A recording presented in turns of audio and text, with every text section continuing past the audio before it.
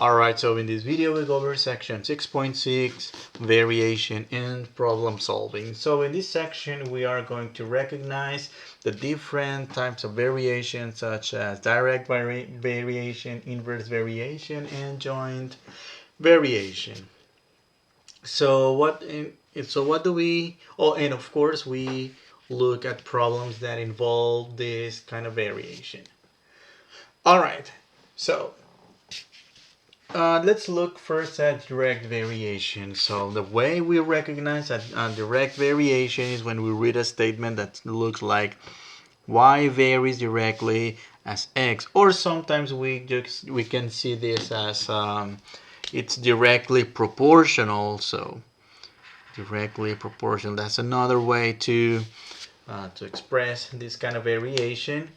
Okay, well, if there's a non-zero constant k such that y equals kx, well, I mean, like, it's an equation, a lot of words, but what does that mean? Well, so a direct variation, it's gonna have the shape of a linear equation. You know, the graph of a linear view. If you look at this y equals kx, this resembles some y equals mx plus b, in which b is 0 in this case, right? So direct variation is modeled in situations in which when a quantity increases in the x axis, the y quantity increases as well. For example, at work, suppose you work 4 hours and you earn $13 an hour. Well, you're gonna earn for the day, you're gonna earn it's gonna be 13 times 4, that's $52, right? But if you increase the number of hours that you work, naturally your salary will increase. So that's what a situation in variation means, all right? Or when a car increases the velocity, it increases the distance that it travels. Or when the time increases, the distance increases as well. So those are other kinds of situations in which direct variation comes into play. So let's look at how these type of problems work. Well, let's consider the direct variation. Y varies directly as x. So let's write the variation formula for this. Well, in this case, simply y equals to kx. Okay, so which is nothing different than what we had on the green box at the top. Okay, so let's find k, which is known as the constant of variation, if y equals to 12. Okay, so 12 equals to the y, and k and x equals to 20. Alright, so in this case we are going to divide both sides by 20 in order to get the k by itself. And when we do that, well, k equals to 12 over 20, which reduces to 3/5. Now, letter C, write the direct variation equation. Well, the formula contains k, which is to be determined, and once we find what k is, we write this as an equation. So y equals to 3/5 of x. So now we can use this equation to find some value of y given an x, or to find a value of x given some y. Okay, so in this case, for letter D, they're asking us to find y when x equals to 32. So 3/5 times x, which is, so we're basically substituting with where x is 32. So in this case, that's going to be 32 times 3. That's a 96 over 5, simply 96 over 5. All right, and that's how we work a direct variation statement. All right, let's look at another kind of variation, which is the inverse variation. Well, how do we identify that? Well, y varies inversely as x, or is inversely proportional to x, either way. If there is a non-zero constant k such that, well, in this case, The inverse variation, it means to divide by x, as opposed to the direct variation, which the proportionality constant gets multiplied by x. In this case, the constant of proportionality gets divided by x. Okay, let's model the situation. So in this case, what happens if x increases? Well, if x increases, the denominator gets bigger, and then dividing by a big number, our result gets smaller and smaller. So for example, this is going to look like this. So the more you increase the x-axis, the y-axis goes smaller, you know?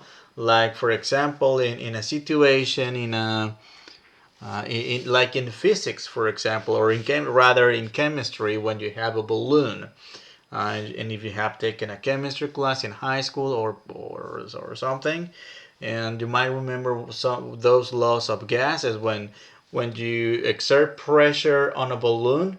So if the pressure increases, the volume of the gas decreases. So that's one situation that can be modeled via inverse variation. So let's do an example in which, well, let's consider the variation statement y varies inversely as x. Okay, let's find k when y equals to 3 and x equals to 24. So 3 equals to k over 24. Cross multiplying these two, we get k equals to, that's also 96 according to my notes. Okay, that's a 96. So we write the direct, actually the inverse,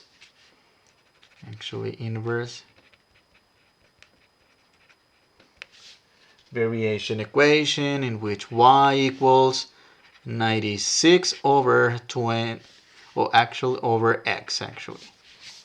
Alright, so now we can use this equation to find the value of y given that of x, or to find the value of x given y. In this case, we're going to find one of the values of x given y equals to 16 equals 96 over x. And well, we can also cross multiply 96 over 16, which reduces to, in this case, 6.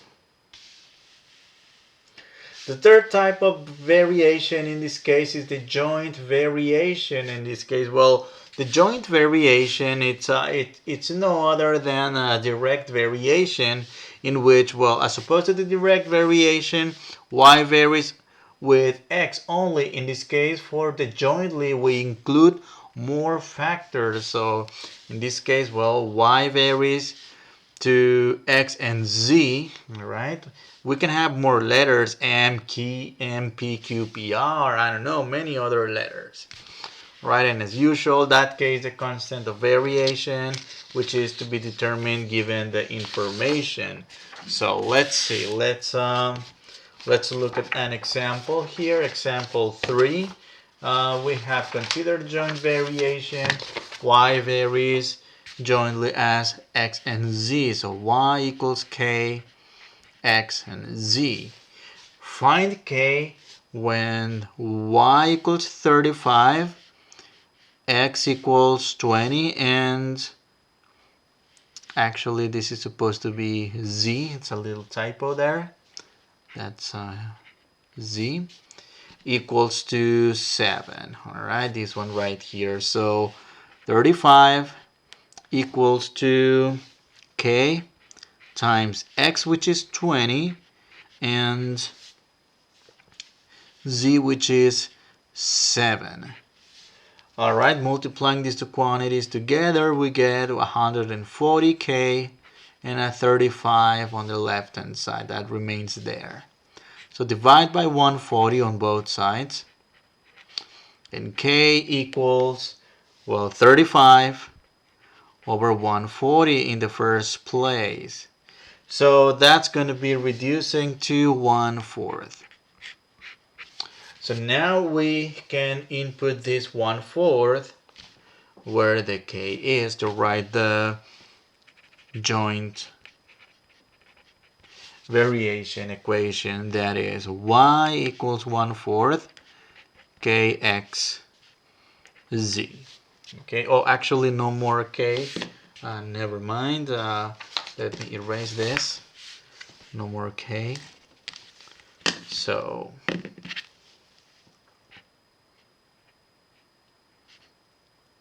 oh, come on, I did the k again.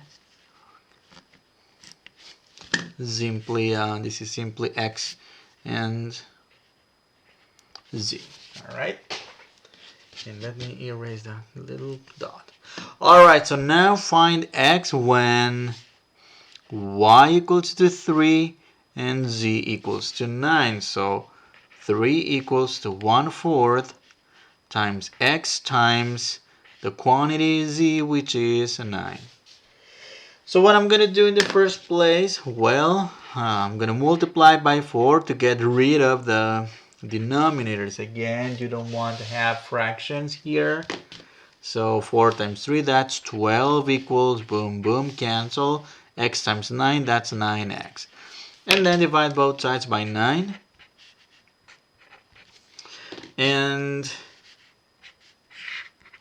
x equals 12 over 9, which reduces to 4/3. Final answer. Alright, now let's do some combined practice. And in this case, at the same time, we are going to apply this to a more real situations. I mean, like in science or geometry, like in this case, well, for these examples, let's write the equation of variation for each of the following combined variations. Well, the height h above the ground of a rocket after launch varies directly. Alright, so what do you think when you read the word directly? Well, if you said multiplication with k, well, you are right. So h equals k times, well, times what? The square of the time, that is t squared, and that's all we do. It's a direct variation, means multiplication. The volume v of a sphere varies directly as the cube of its radius, that is v equals k times, well, why do I say times? Because varies directly as the cube of its radius, so the radius to the 3rd power. That's what we mean by cube. The intensity of light I equals, well, varies inversely. This time, well, it varies inversely. That means division as the square of the distance d from the light. So that is k in the numerator and d squared in the denominator. Alright, so that's another example. Let's move on to the next page and see what do we have. Oh, the pressure of a gas, which is what we were talking about. The pressure of a gas varies jointly as, okay, so there is some joint variation, that is, we're going to have some k and a few factors afterwards. So varies jointly as its amount n and temperature T, and inversely as its volume. Actually,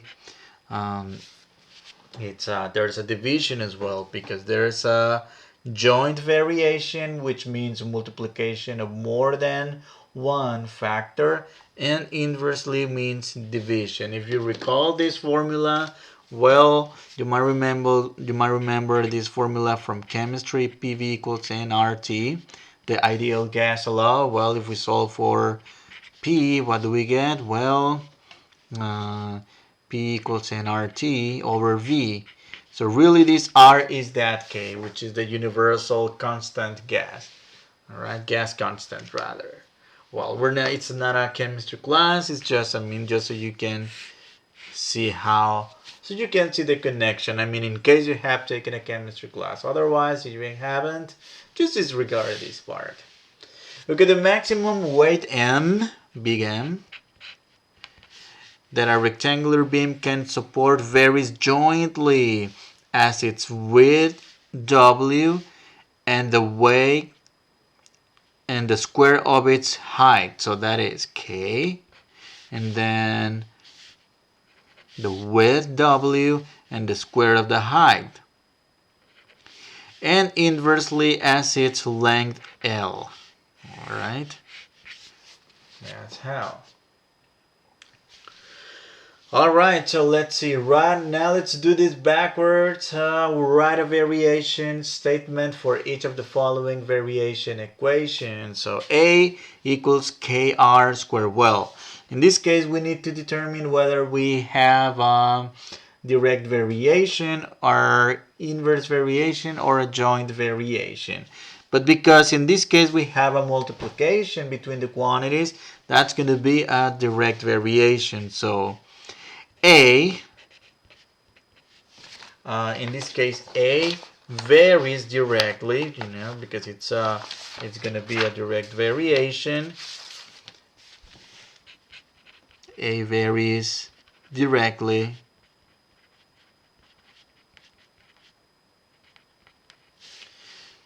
as, in this case, notice we have R squared as the square of R. And well, in this case, it's not implicit what A and R are. In this case, well, but I mean, A could be the area and R could be the radius, but it's not given, it's not very explicit. We can leave it just as the way they are. Letter B, so in this case, H. Okay, notice in this case, we have a multiplication and we have a division. We have a combination of both direct and inverse variation. So H varies directly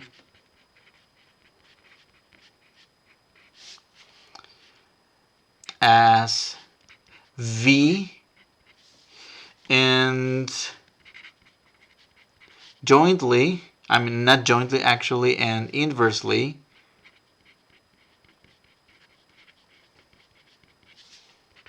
as the square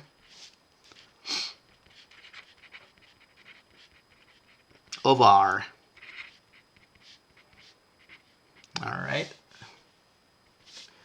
Okay, so for each of the following word problems, well, let's find the quantity indicated by first writing a variation equation. Well, these one are going to be interesting. Well, when you read this kind of problems, we are going to look for pretty much three statements that are going to give us all the quantities. Okay. So we're gonna start with the first one. Let me look for the good colors to highlight. Well, okay.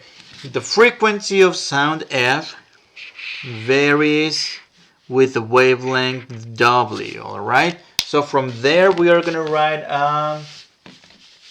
a variation statement. So in this case, F equals to K over W, because it's a division, because it's an inverse variation and the wavelength is W.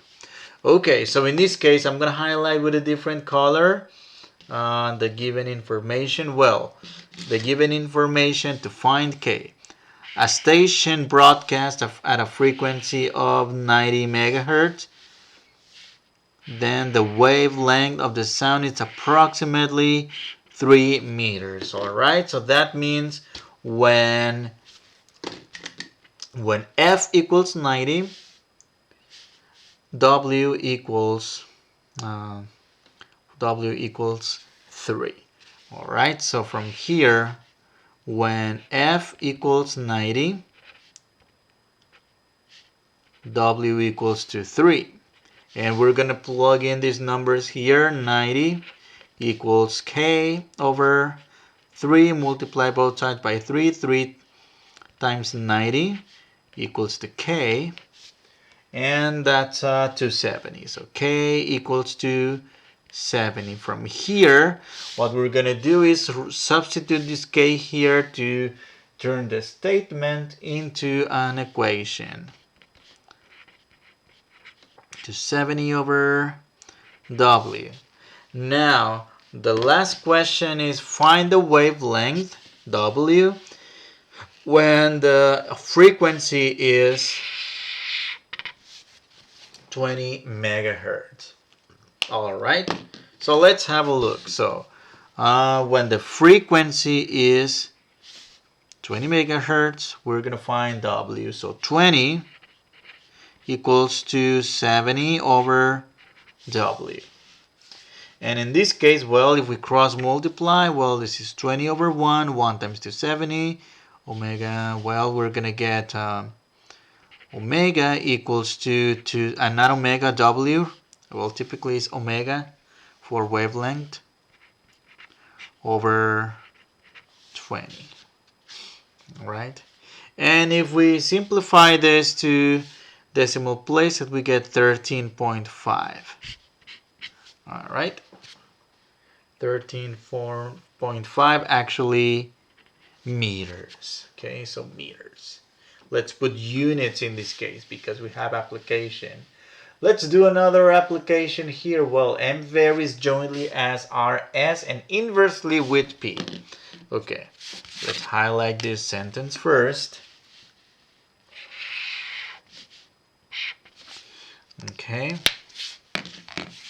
so M varies jointly with R and S and inversely with P. All right, so from here, number one, they're telling us that when M equals 12, R equals 3, S equals 2, and P equals 4. Okay, so we're going to use that information to find the value of K. So M equals to 12. K to be determined. R equals to 3. And S equals to 2. And P equals to 4. Alright, so we need to simplify to solve this baby equation for K. 3 times 2, that's going to be 6K. And then I'm going to cross multiply here. 12 times 4, that's going to give me 48. And then I'm going to divide both sides by 6 to get K equals to 8. Alright. So now we can write this variation statement into an equation. M equals 8 RS over P.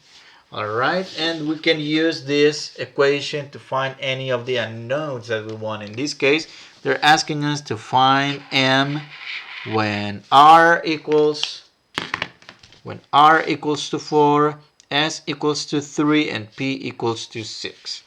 So M equals 8R, which is 4, S equals to 3, and P equals to 6. So we just need to simplify this. Well, if you don't want to do too many calculations or put all this in the calculator, do at least a few in your head. 4 times 3 is going to give us 12. 12 divided by 6, that's a 2. And then that 2 times an 8 equals to 16. Final answer. Alright, so these were a couple of applications of variation. Now we can use these variation statements to determine or kind of predict how things can change if we duplicate one of the quantities, or if we halve, or if we triple something. For example, coming back to the situation in which you work 4 hours a day. All right, you work 4 hours a day, but then what happens if you duplicate the number of hours, in this case X? well, then your salary will duplicate as well. Let's find out. So for example, okay, so we start by saying that y varies directly as x, all right? The usual y equals kx. What happens if x doubles? In other words, if x becomes 2x, all right? That's what we mean by double. Doubling means multiply by 2. So what we do, y equals to k times, I'm going to replace x with 2x. This is going to give me 2kx, all right? But the thing here is that y equals to kx.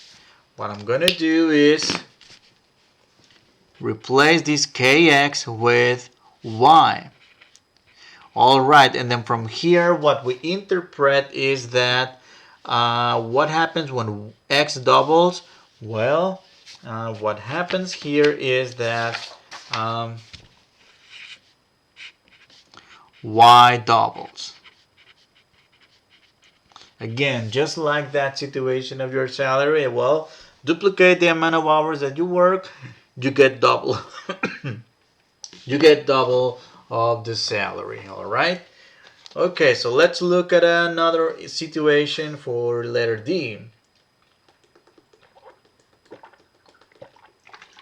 So, y varies inversely as x. So y equals k over x. What happens if y triples? Well, if you want to stop for a moment and then try to investigate, and by just looking at the expression, well, we're tripling the quantity x. That is, the denominator is getting bigger. What happens if we divide by a larger number? Well, that result gets smaller. So if x equals, or rather turns into 3x, well, let's do the substitution over here as well. So y equals k divided by 3x, which is exactly the same as saying y equals, okay, keep in mind that dividing by 3 is the same as multiplying by a third. Kx. Okay, this is a multiplication, not a subtraction. Now, again, keep in mind that kx is the same as our y here. So what we do here is y equals 1/3 y. All right, what is going to happen here? Well, so in this case, the way we can interpret is y is reduced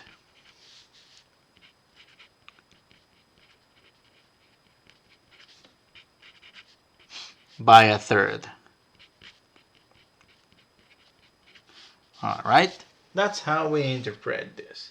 Now let's do something a little bit more complicated. Well, first of all, okay, let's look at a variation statement, and it would be okay to highlight it just so we can check with what we are going to do here. Well, y varies jointly, so y varies jointly, that's some k and a few factors because it's a joint variation with the cube of x, that is x to the third power, and z. And varies inversely with the square of r, that is r to the second power. Alright, so well, what happens if x is doubled, that is x becomes 2x, and r is halved, that is 1/2 of r, of course. All right, so what I'm gonna do, I'm gonna plug in this x over here, which is rather the 2x, and then r and 1/2 of r over here. All right, so we get the following. So that's going to be an interesting analysis here that we're going to do. So y equals k times quantity cubed z quantity squared. Alright, so the quantity cubed is the 2x and 1/2 r for the quantity that we squared.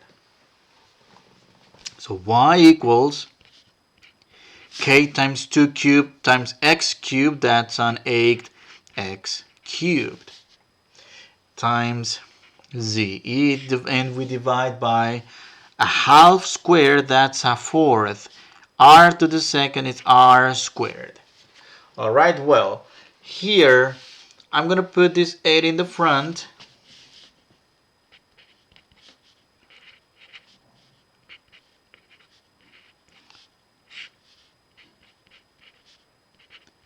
And keep in mind that dividing by a fourth, dividing by 1/4, is the same as multiplying by its reciprocal. In other words, multiply by 4.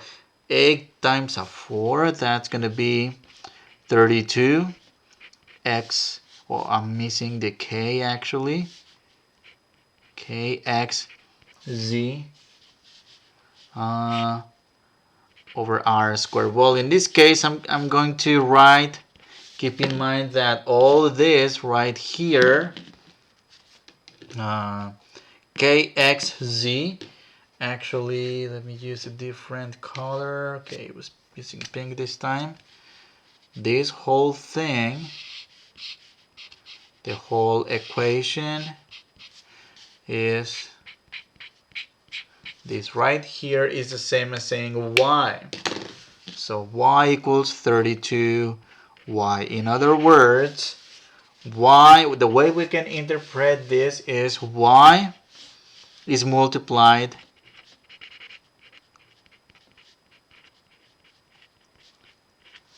by a factor